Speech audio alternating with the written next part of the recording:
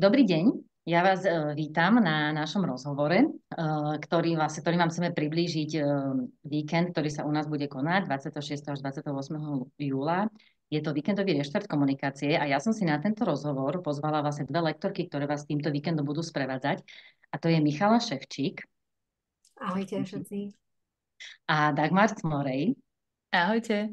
Ahoj Dagmar. A ja by som v prvom rade chcela, aby ste tak spoznali, že vlastne Miška, Dagmar, povedzte nám niečo o sebe a hlavne, že prečo ste sa vlastne na tento víkendový reštart komunikácie, celkovo na túto komunikáciu dali a tak nejako niečo o sebe v tomto zmysle. Mhm. Tak tento víkendový reštart komunikácie je taký prvý živý event alebo prvá živá udalosť, ktorú my s Myškou organizujeme. My sme obe lektorky násilnej komunikácie a nejakú chvíľku už spolu aj nahrávame podcast Komunikácia srdcom a pracujeme spolu, tak spolupracujeme.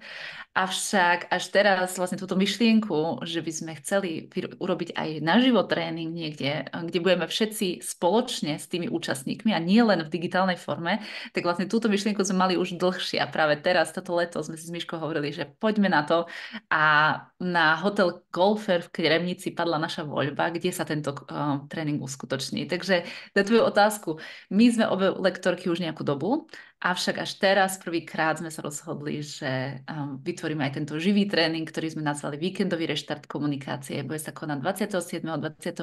júla a veľmi radi zodpovieme všetky otázky ohľadne tohoto víkendu, ktorý možno máš ty, alebo každý jeden, kto sa na ňo chystá, alebo rozmýšľa, alebo už je prihlásený, ale niečo nie je jasné. No, obidve Dobre, máme tak ja si Miši, prepáč, ja len tak chcem uvieť, že ja som povedala, že 26 až 28, lebo samozrejme, že my všetkých vítame už v piatok, ale bude sa to diať v sobotu a nedelu. A ja by som teraz chcela, Míši, keby si ty, v podstate si tiež lektorka nenásilnej komunikácie, prosím ťa tak nejako v krátkosti, čo vôbec tá nenásilná komunikácia je. Čo je tá nenásilná komunikácia v skratke? Pre mňa je to Ešte tak v strašne veľa skratke. v skratke povedať. To treba zažiť, pretože už samotný ten názov si človek myslí asi, že niečo milo povedať, aby ten druhý to s väčšou ochotou spravil. Ale ono to je niečo oveľa viac, je to až priam spôsob zmýšľania a vzťahovania sa a vnímania nás ako ľudí, či už nás samých a tých druhých. A to sa potom odzrkadlí v tých slovách, ako s druhými jednáme, reagujeme na nich a zvyšuje to vlastne spôsob na väčšiu šancu, že tí ľudia budú spolupracovať a s väčším takým nasadením. Nenásilná sa volá preto, že nevytvára násilie, tlak na toho druhého, ale ani na seba. Že nerobí niečo, čo by bolo proti nám. Takže je to akože krásny spôsob, ako dosiahnuť niečo tak, že sa pri tom aj dobre cítiš, hej? Keby som to dala do takej Áno, mojej... bez toho, že by tam ujmel niekto druhý, alebo my, že to nie je nejaká treba diplomatická reč, alebo ako by sa to dalo povedať, že niečo veľmi milo poviem, ale vnútri trpím, hej. No a vedeli by ste nám, babi, povedať, že čo teda presne sa bude na tom našom víkende reštartu komunikácie diať? Takže my sme si spolu s Myškou pripravili pre vás veľmi účinné cvičenia, vlastne, ktoré vychádzame zo svojej praxe lektoriek nenásilnej komunikácie a budeme vlastne spolu s vami tie situácie alebo také náročné situácie, ktoré možno máš aj ty, možno nejaké konflikty, ktoré riešiš, budeme spolu vám ukazovať, ako k nim môžete pristupovať inak. A pristupovať tak, aby z toho konfliktu vyšiel každý jeden účastník toho konfliktu ako víťaz. Pretože presne o tom je nenásilná komunikácia a vlastne, keď len tak doplním Myšku, tak nenásilná komunikácia je metóda, to znamená, budeme sa učiť, ako poskladať vlastne napríklad prosbu alebo ako rozprávať o sebe, ako adresovať konflikt, ale je to aj postoj. A jedno bez druhého nefunguje, takže rozprávať sa len o metóde a nehovoriť o postoji nám vlastne nepomôže. A takisto len hovoriť o nenásilnom postoji bez toho, aby sme vedeli, ako konkrétne k tomu pristúpiť, ako vybrať tie slova, ktoré môžeme použiť, vlastne tiež nefunguje. Takže na tomto víkende pôjde o obe tieto časti a my sme spolu s Myškou pre vás pripravili tie najúčinnejšie cvičenia, aby tento víkend bol intenzívny, aby si každý jeden z vás, alebo každý jeden záujemca, každý jeden, kto sa prihlási, zobral z tohto víkendu praktické nástroje, ktoré môže hneď v tú chvíľu alebo v ten deň použiť so svojimi blízkymi, so svojimi deťmi, so svojimi známymi alebo aj s neznámymi ľuďmi. Presne, Chcem sa... pretože... Dobre, Miši, páči sa? Chcela som tam iba dodať, že veľa ľudí, ktorí tam prídu, treba už poznajú, čo je nenásilná komunikácia, alebo čítali knižku, alebo vôbec netušia. Ale tam za ten jeden víkend budú schopní si to, aj keď nič nevedia, tak sa dozvedia teóriu, a keď vedia teóriu, tak si ju konečne naozaj vyskúšajú, pretože veľakrát, čo sa dialo, a to bol hlavný motív, prečo sme sa rozhodli urobiť naživo, je to, že keď človek zostáva len pri čítaní iba knihy alebo iba absorbovaní videí, tak má málo toho, tej praxe, málo toho kontaktu, vlastne nevie, ako sa to cíti. Že myslí si, dajme tomu, že však toto je nenásilné, ale vlastne nechápe, prečo to ako keby nevedie k tej blízkosti alebo k tomu spojeniu, ktorému by to malo viesť. Takže my tam robíme naozaj tie cvičenia a všetky časti tej nenásilnej komunikácie si prejdeme za ten víkend, takže sa dá povedať, že za ten jeden víkend ten človek naozaj uchopí, o čom tá nenásilná komunikácia je, bude to vedieť využiť a zároveň, keď už niečo vie, tak to bude vedieť o ďalšiu vrstvu prehlbiť. Pretože to robíme tak, aby to bolo aj pre začiatočníkov vhodné, ale aj pre tých, ktorí s tým už nejakým spôsobom prišli do styku alebo s tým pracujú, ale chcú ešte viacej niečo si tam ujasniť, ísť do väčšej hĺbky. Ono sa to naozaj dá. Dá sa to urobiť takýto workshop aj pre začiatočníkov, aj pre skúsených. S 2 lektorkami. Hej.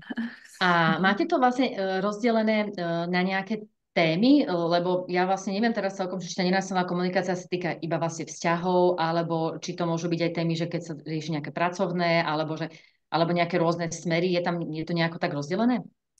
Tá metóda sa používa vlastne na všetko, či už teda na všetkých, ako keby, či už sú to deti, dospelí, pracovnej oblasti, alebo aj keď sa používa mediácia medzi krajinami. To je vlastne rovnaký spôsob, ktorý má svoje špecifika. U detí určite tam nejaké špecifika sú, samozrejme, keďže ten mozog funguje ešte inak. Ale ako náhle sa človek naučí túto metódu, to je práve tá krása v tejto, tak to vie využiť na konflikty hociakej oblasti, dokonca aj na vnútorné konflikty, ktoré má akože sám sebe dilemy, tak vlastne sa to dá krásne využiť. Je to vlastne aj na ten priam až vnútorný monológ alebo vnútornú reč, ktorú k sebe máme. Takže je to veľmi širokospektrálne a naozaj človek si tam príde už väčšinou s tým, že OK, ja už dopredu idem, že chcem toto využívať v partnerstve alebo v širšej rodine alebo v práci a väčšinou už aj tie cvičenia, ktoré bude robiť, si asi aplikuje na túto oblasť. Takže my dávame tú metódu, my povieme a človek si to už bude vedieť aplikovať na tú svoju. My učíme nástroje, ktoré oni budú vedieť použiť v tej oblasti, ktorú potrebujú.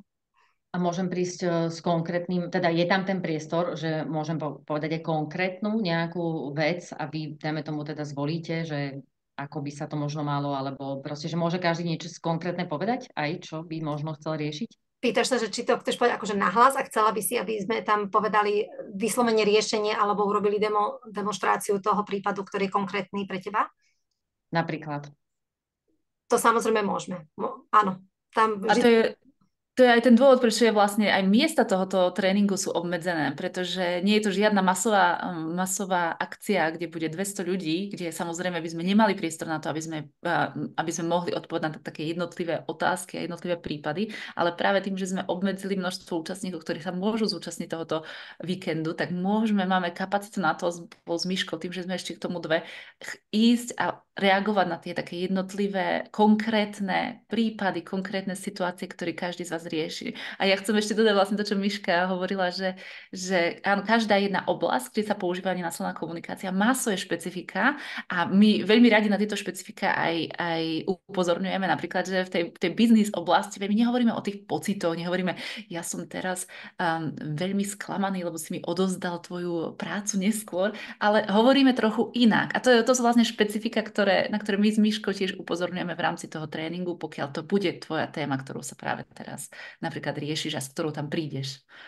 Ale no to musím povedať, že to osobne mňa zaujíma, lebo áno, teraz som si predstavila, ako to hovorím ja mojim zamestnancom, že som sklamaná a tak ďalej, takže to zasa presne aj mňa, alebo teda beriem to tak, že aj pre možno, že vedúce osobnosti, alebo však sa teraz veľa hovorí o tom leadershipe, môže byť to tiež v podstate, ja to vnímam trošku tak a môžete ma opraviť, že je to aj možno ako viesť ľudí, aj motivovať alebo tak ďalej, vlastne cez ten priestor, že ich vlastne viete pochopiť a teda komunikovať.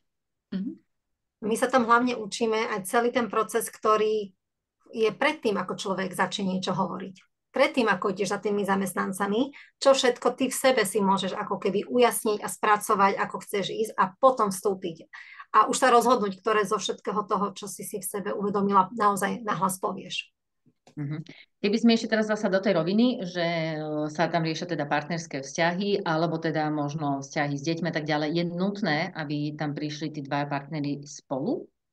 Alebo teda, ja neviem, a keď to zasa riešime s deťmi, tak zoberiem tam aj to dieťa. Samozrejme, deti majú tie rôzne vekové hranice, 10-ročné, 15, 18 a tak ďalej.